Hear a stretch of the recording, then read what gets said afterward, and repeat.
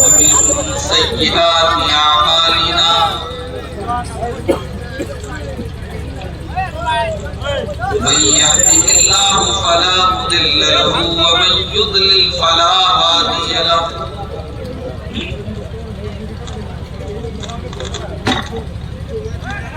وأشهد أن لا إله إلا الله وحده لا شريك له وأشهد أن محمدا عبده ورسوله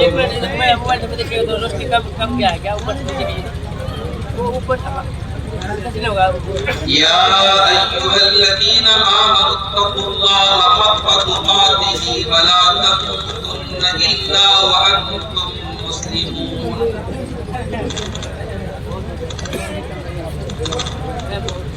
يا أيها الناس اتقوا ربكم من نفس واحدة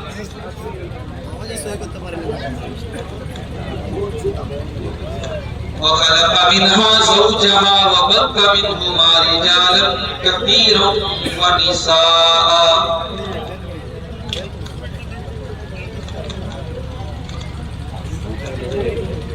واتقوا الله الذي تساءلون به والأرحام إن الله كان عليكم رقيبا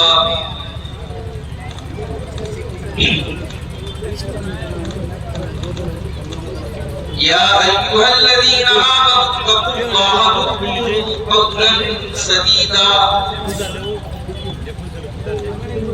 يصلح لكم أعمالكم ويغفر لكم ذنوبكم ومن يطع الله ورسوله فقد فاز فوزا عظيما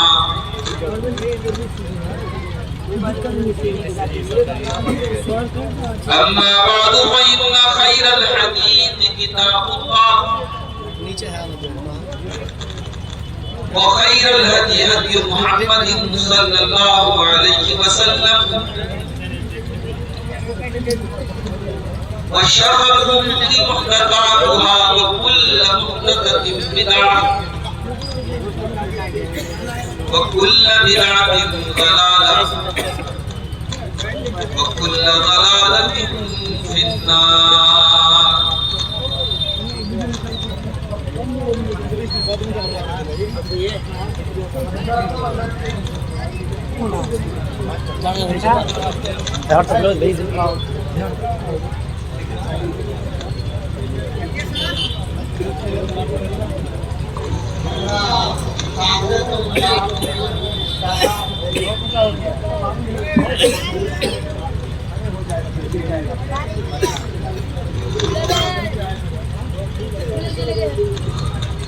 أعوذ بالله من الشيطان الرجيم مائک لگا میں ڈھونگ ہے نہیں آگے بسم الله الرحمن الرحيم ظهر الفساد في البر والبحر بما كسبت أيدي الناس ليذيقهم بعض الذي عملوا لعلهم يرجعون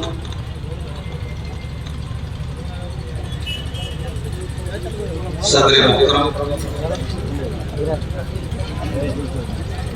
اسٹیج کے اوپر موجود محترم علماء کرام بزرگوں اور دوستوں نوجوان ساتھیوں پردہ نشین ماں اور بہنوں پیارے بچوں رات کے تقریباً 2 بج رہے ہیں کافی لمبے ایک ٹائم سے آپ حضرات بیٹھ کر کے تقریر سن رہے ہیں پورے ہندوستان میں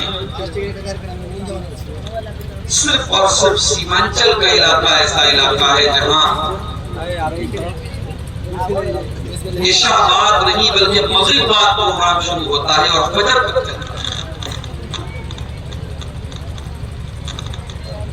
اور لوگ بیٹھے رہتے ہیں لوگ سنتے ہیں اور یہی نہیں جب تک پروگرام نہ ہو، جلسہ نہ ہو، چلنا نہیں دیتے مدرسے۔ اب مدرسے والوں کی اپنی مجبوری ہے کہ ان کو اگر چندہ کرنا ہے تو جلسہ کرنا، اور پھر جب یہ جلسہ ہوتا ہے اب پبلک کی یہ ڈیمانڈ ہوتی ہے کہ صاحب جس کو ہم چاہتے ہیں آپ اس کو بلائیے۔ اس بار سیمانچل کے جلسوں میں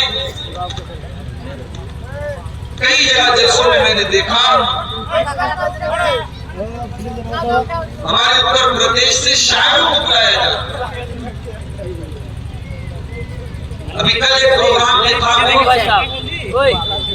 وہاں عدنان پرتاپ گڑھی ایک بچہ ہے، اس کو بلایا گیا۔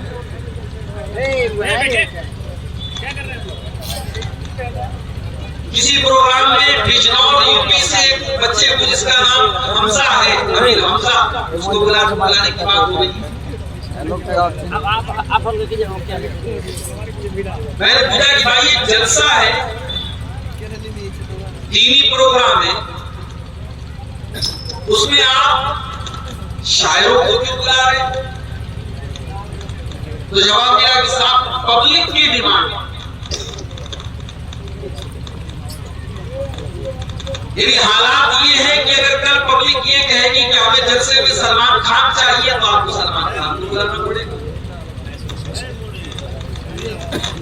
پبلک اگر یہ کہے گی کہ ہمیں تقریر نہیں سننا ہے، ہمیں گانا سننا ہے، ہمیں ناچ دیکھنا ہے، تو کیا کہ ناچنے والے اور ناچنے والیوں کو بلائے جائے۔ میرے بھائیوں میں بڑے ادب کے ساتھ آپ سے یہ بات کہہ رہا ہوں کہ جلسوں کو انٹرٹینمنٹ کا ذریعہ مت بنائیں۔ یہ جلسے اگر آپ ٹھیک ہے، آپ کا ایک سسٹم ہے، آپ کو مدرسے کا چندہ کرنے کے لیے جلسہ کرنا ہے اور آپ بغیر جلسے کے چندہ نہیں دیں گے، اچھی بات ہے، آپ جلسہ کرائیے۔ مگر جلسے اور تقریر میں اور لیلا مجنون کی کہانی میں فرق ہونا چاہیے۔ آپ تقریر کے نام پر انٹرٹینمنٹ اگر سننا چاہتے ہیں تو پھر اس کا نام جلسہ بند کر دیجیے، اس کا نام آپ ڈرامہ رکھ لیجیے، اس کا نام مووی رکھ لیجیے، فلم رکھ لیجیے، تقریر کا نام رکھ لیجیے، جلسے کا نام رکھ لیجیے۔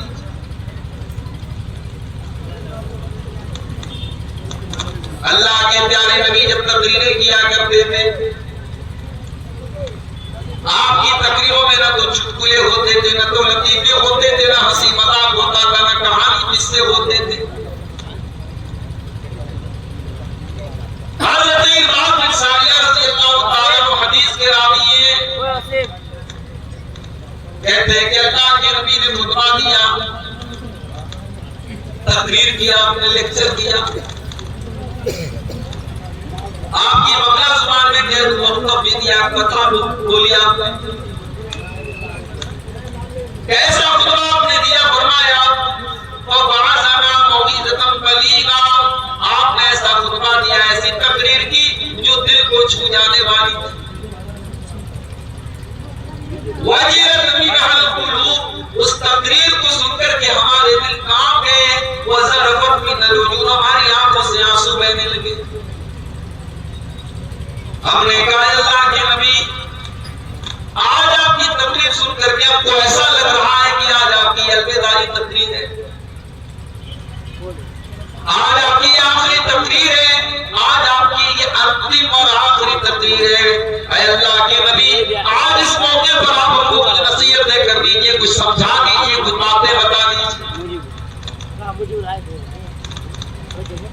اللہ کے پیارے نبی نے فرمایا، او لوگوں، اوصیکم بتقوی اللہ والسمع والطاعۃ، میں تم کو سب سے پہلے اس بات کی نصیحت کر رہا ہوں کہ تم اللہ سے ڈرتے رہنا، تم اللہ سے ڈرتے رہنا اور اپنے امیر کی تم اطاعت کرنا۔ جس کو تمہارا امیر بنا دیا جائے، جس کو تمہارا سردار بنا دیا جائے، جس کو تمہارا امام بنا دیا جائے، تم اس کی اطاعت کرتے رہنا، اپنے امیر کی تم بات ماننا۔ کسی حبشی غلام کو بھی اگر تمہارا امیر بنا دیا جائے تم اس کی بات ماننا، نافرمانی مت کرنا۔ وَمَن يَعِشْ مِنكُم بَعْدِي فَسَيَرَى اخْتِلَافًا كَثِيرًا، اور اگر تم میرے بعد زندہ رہو گے تو بہت اختلاف دیکھو گے۔ فَعَلَيْكُمْ بِسُنَّتِي وَسُنَّتِ الْخُلَفَاءِ الرَّاشِدِينَ، تو تم میری سنت کے اوپر عمل کرتے رہنا۔ اب یہ دیکھیے یہ مائک بیچارہ جو ہے یہ چینل والوں کی مہربانی سے بار بار رکوع میں چلا جا رہا ہے۔ اب آپ کیا کریں گے اس کو؟ نہیں کچھ مت کیجیے، چھوڑ دیجیے۔ یہ چینل والوں کا ایک ہی کام ہے کہ صاحب تقریر ریکارڈ کریں گے اور پھر اس تقریر میں عبدالغفار صاحب نے کوئی مرچ مسالہ اگر لگا دیا تو بڑی اچھی بات ہے، اور باقی کا مرچ مسالہ یہ لگا دیں۔ مولانا جدید صاحب اتنی بڑی مصیبت میں ہیں، ان کی مصیبت سے رہائی کے لیے کوئی کوشش ہو رہی ہے کہ نہیں ہو رہی ہے، لیکن ان کے نام پر ویو حاصل کرنے کے لیے ہمارے چینل والے کچھ نہیں کر رہے۔ میں نے اپنی تقریر میں کوئی بات نہیں بولی، لیکن مولانا جدید صاحب کی اور میری تصویر لگا کر کے ہیڈنگ ایسی ڈال دی گئی، اس سامنے والا سوچے کہ یار اس تقریر کے اندر کیا ایسی بات ہے، ایسی ہیڈنگ لگائی گئی ہے، ایسا تھمبنیل بنائے کہ چلو اس کو سنتے ہیں۔ سنا تو اندر کوئی بات نہیں۔ یہ آج کل ہو رہا ہے۔ سدھر جاؤ چینل والوں، میں آپ سب سے کہتا ہوں، بڑے ادب سے کہتا ہوں، چینل کا مقصد صرف پیسہ کمانا ہے، تب بھی آپ اس چینل کا غلط یوز مت کرو گے۔ کوئی غلط گندا قسم کا تھمبنیل لگا دینا، غلط چیز، غلط ہیڈنگ لگا دینا، یہ حرام ہے، غلط ہے۔ جو بات محترم نے نہیں کہی آپ وہ بات اس کی طرف منسوخ کر، اور اگر میں یہ بات کہوں تو غلط نہیں ہوگا کہ آج بہت سارے علماء کے اوپر مصیبت بن رہی ہے، یہ چینل والے مصیبت بن رہے ہیں ان کی غلط ہیڈنگ اور ان کی غلط تھمبنیل کی وجہ سے۔ آج نیوز والے ان تقریروں کا مس یوز کر رہے ہیں اور وہ علماء مصیبت میں پھنس رہے ہیں۔ اللہ کے نبی کی تقریریں ہوتی تھی، دلوں کو چھو جاتی تھی میرے خیال سے۔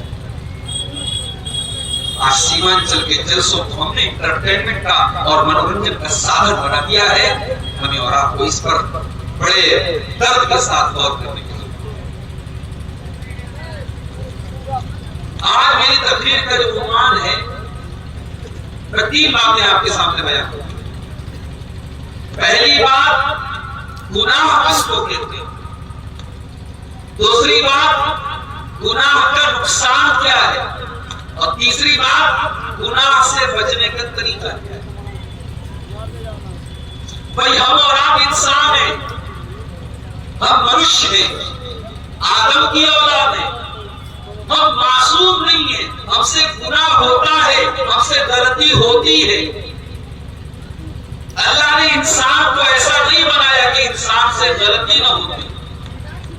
ہاں فرشتے ایسے ہیں کہ فرشتوں سے غلطی نہیں ہوتی۔ اللہ نے قرآن کریم کے 28ویں پارے میں فرمایا، یا ایھا الذین آمنوا قوا انفسکم واہلیکم نارا، اے ایمان والو تم اپنے آپ کو اور اپنے گھر والوں کو جہنم کی آگ سے بچاؤ۔ وقودھا الناس والحجارہ، جہنم کی آگ کا ایندھن انسان اور پتھر ہوں گے، وہ پیٹرول سے نہیں جلے گی، وہ مٹی کے تیل سے نہیں جلے گی، وہ کوئلے سے نہیں جلے گی، وہ لکڑی سے نہیں جلے گی۔ وقودھا الناس والحجارہ، وہ انسانوں سے جلے گی، وہ پتھروں سے جلے گی۔ اس جہنم کے چوکیدار کیسے ہوں گے؟ اس جہنم کی نگرانی کرنے والے کیسے ہوں گے؟ فرمایا، علیہا ملائکۃ غلاظ شداد لا یعصون اللہ ما امرهم۔ اس جہنم کے چوکیدار ایسے فرشتے ہوں گے جو اللہ کی کبھی نافرمانی نہیں کرتے۔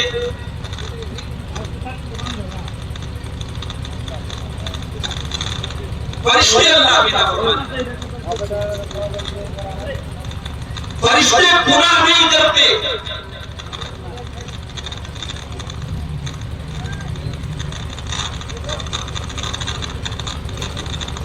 ایک تو پہلے ہی جو ہے یہاں کے لوگوں نے بتایا کہ پہلی بار یہاں جلسہ ہوا، اب ظاہر ہے پہلی بار جب کوئی کام ہوتا ہے تو بہت ساری بھول چوک بھی ہوتی ہے، بہت ساری کمی بھی ہوتی ہے۔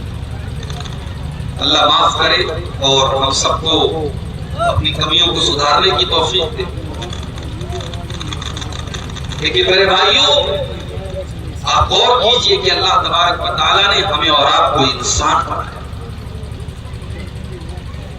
انسان بنایا، اپنی ساری مخلوقات میں سب سے خوبصورت اللہ تبارک و تعالیٰ نے ہمیں اور آپ کو، انسان سے خوبصورت کوئی مخلوق نہیں ہے۔ والتين والزيتون وطور سينين وهذا البلد الأمين لقد خلقنا الإنسان في أحسن تقويم۔ اے انسان، ہم نے تجھ کو سب سے خوبصورت بنایا، سب سے سندر بنایا، سب سے پیارا بنایا، تجھ سے پیارا ہم نے کسی اور مخلوق کو نہیں بنایا۔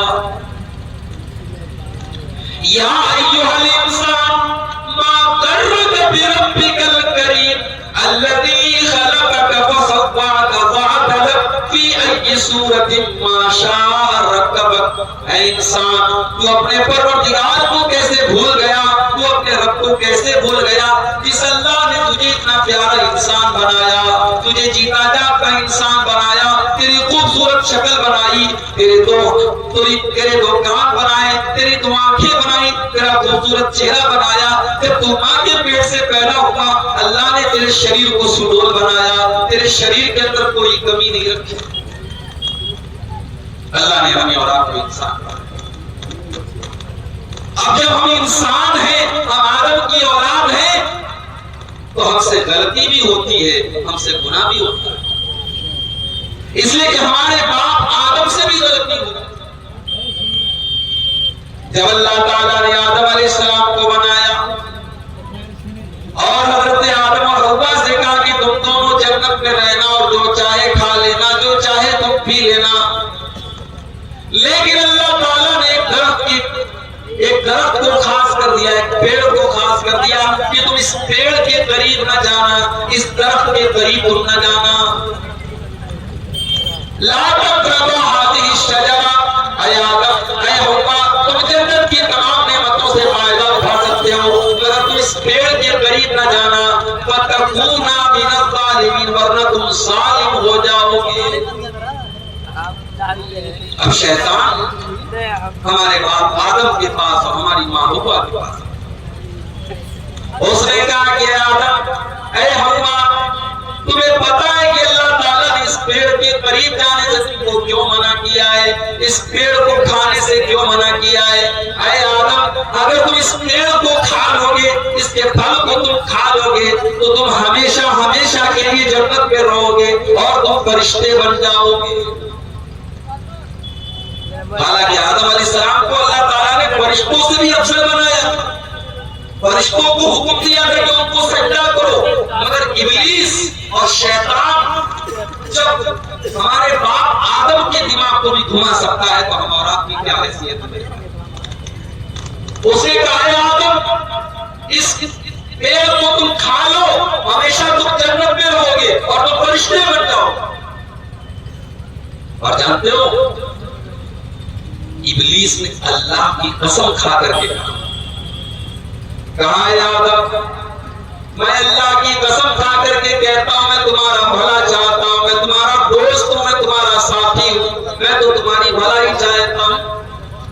قرآن کہتا ہے فَأَضَلَّهُمَا بِغُرُورٍ، جب آدم اور حوا کے سامنے شیطان نے اللہ کی قسم کھا لی تو دونوں دھوکہ کھا گئے۔ جو اللہ والے ہوتے ہیں وہ اللہ کے نام پر دھوکہ بہت جلدی کھا لیتے ہیں۔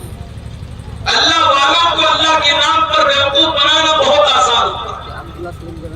وَأَضَلَّهُمَا بِغُرُورٍ، آدم اور حوا کو شیطان نے اپنے شیشے میں اتار لیا، دونوں نے اس درخت کے پھل کو کھا لیا۔ فَلَمَّا ذَاقَا الشَّجَرَةَ، جب آدم اور حوا نے اس پیڑ کو کھا لیا، بَدَتْ لَهُمَا سَوْآتُهُمَا، تو دونوں ننگے ہو گئے، دونوں کی شرمگاہیں نظر آنے لگی، دونوں کا سطر نظر آنے لگا، دونوں کے بدن سے کپڑے اتر گئے۔ دیکھو گناہ کتنی خطرناک چیز ہے۔ اللہ کی نافرمانی کتنی خطرناک چیز ہوتی ہے کہ جیسے ہی آدم اور حوا نے اس درخت کو کھایا ان کے بدن سے کپڑے اتر گئے اور دونوں ننگے ہو گئے. فَتَفِقَا يَقْصِفَانِ عَلَيْهِمَا مِنْ وَرَقِ الْجَنَّةِ. لیکن آدم علیہ السلام کو یہ اچھا نہیں لگ رہا تھا میں ننگا رہوں. حضرت حوا کو یہ اچھا نہیں لگ رہا تھا میں ننگی رہوں. ان دونوں نے جنت کے پتوں کو توڑ کر کے اپنے آپ کو ڈھانکنا شروع کر دیا. پتہ یہ چلا کہ آدم اور حوا نے اپنی اولاد کو یہ پیغام دیا کہ تم ننگے مت رہنا. ننگے رہنا یہ انسان کی پہچان نہیں ہے, یہ جانور کی پہچان ہے. اور آج کے دور میں ننگے رہنا یہ ترقی کی پہچان ہے. جو عورت جتنی ننگی رہتی ہے اس کو اتنا ترقی یافتہ, اتنا ماڈرن اور اتنا فیشنیبل مانا جاتا ہے.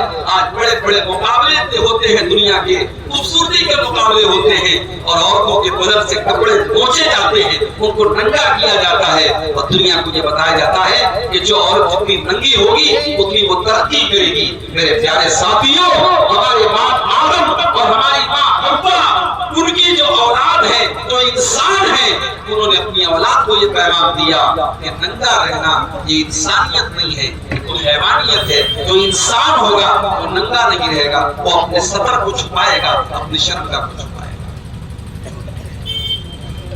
حضرت آدم اور حوا نے جنت کے پتوں کو توڑ کر کے اپنے سطر کو ڈھانپنا شروع کر دیا. اللہ نے فرمایا الم انہکما ان تلکما الشجرۃ, اے آدم کیا میں نے منع نہیں کیا تھا, اے حوا کیا میں نے منع نہیں کیا تھا, میں نے تم کو بتایا تھا کہ تم اس پیڑ کے قریب نہ جانا, پھر بھی تم نے اس درخت کو کھا لیا. اب ہمارے باپ آدم نے اور ہماری ماں حوا نے اللہ کی بارگاہ میں توبہ کی. کیا توبہ کی؟ ایک کتاب آتی ہے فضائل اعمال, نام سنا ہے آپ نے فضائل اعمال کا؟ ہمارے بہت سارے بھائیوں کے یہاں فضائل اعمال کو باقاعدہ درس کے طور پر مسجدوں میں پڑھا جاتا ہے. قرآن پڑھنا اتنا ثواب کا کام نہیں ہے جتنے ثواب کا کام فضائل اعمال.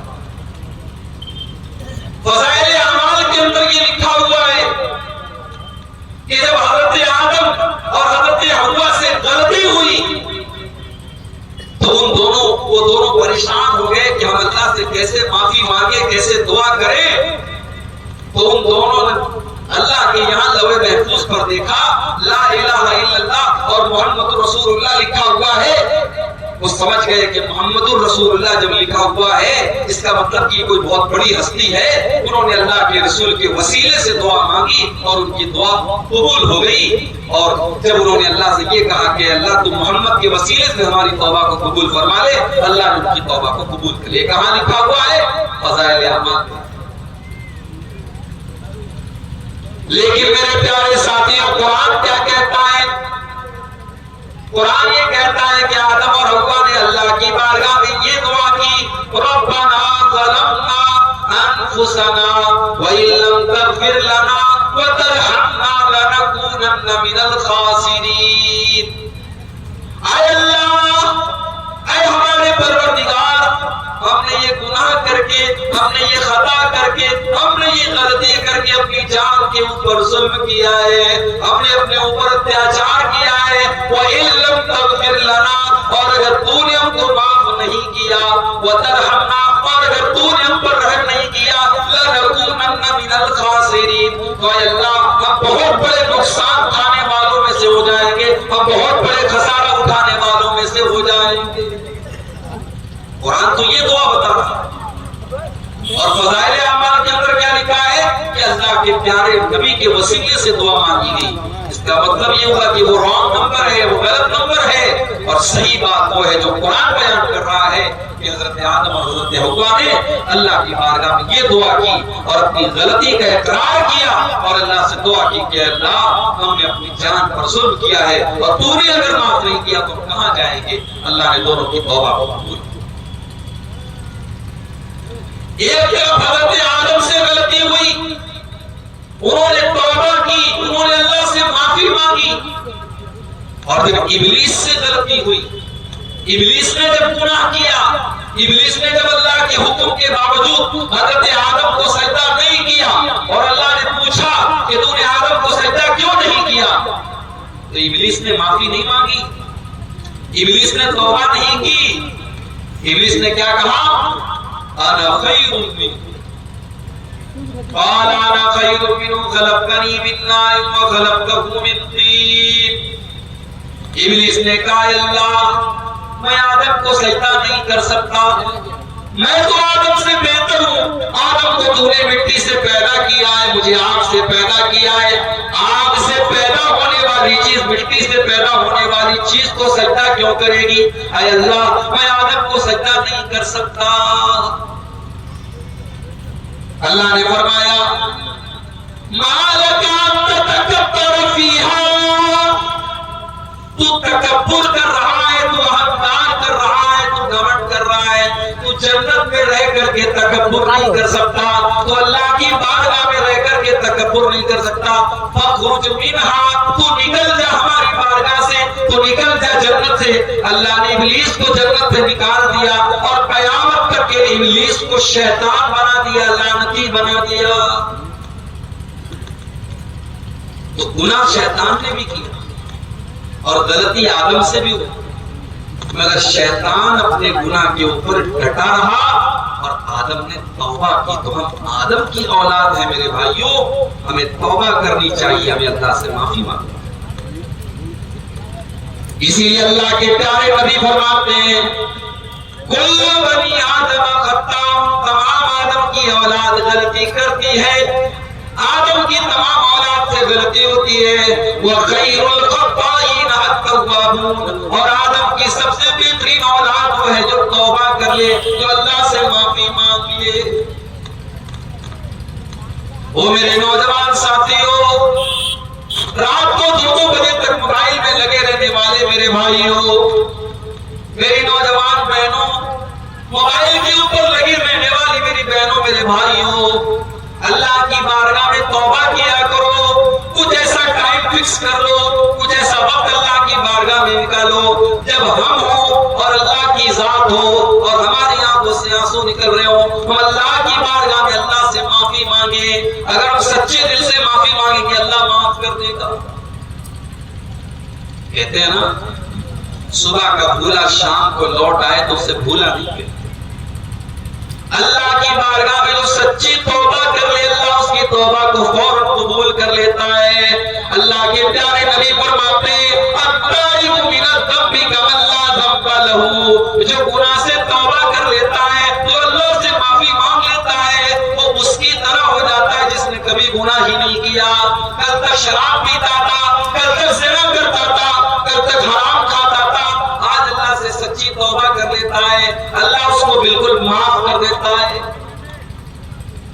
جیسے ہمارے کپڑے پہ کوئی داغ لگا اور اس کو ڈیٹرجنٹ لگا کے واشنگ مشین میں ہم رگڑ رگڑ کے دھو دیں، تب بھی داغ کا کچھ نہ کچھ اثر تو باقی رہ جاتا ہے، مگر جو سچے دل سے توبہ کر لیتا ہے، اللہ کے پیارے نبی کہتے ہیں کہ اس داغ کا کوئی اثر بھی اس کے اوپر باقی نہیں رہتا ہے، اللہ تبارک و تعالیٰ اس کو بالکل بے داغ کر دیتا ہے۔ تو سچی توبہ کرو اللہ کی بات۔ اللہ نے فرمایا وَسَارِعُوا إِلَىٰ مَغْفِرَةٍ مِّن رَّبِّكُمْ، میرے بندو تم اللہ کی معافی، اللہ سے معافی مانگا کرو، اللہ سے بخشش مانگا کرو، اللہ سے استغفار کیا کرو۔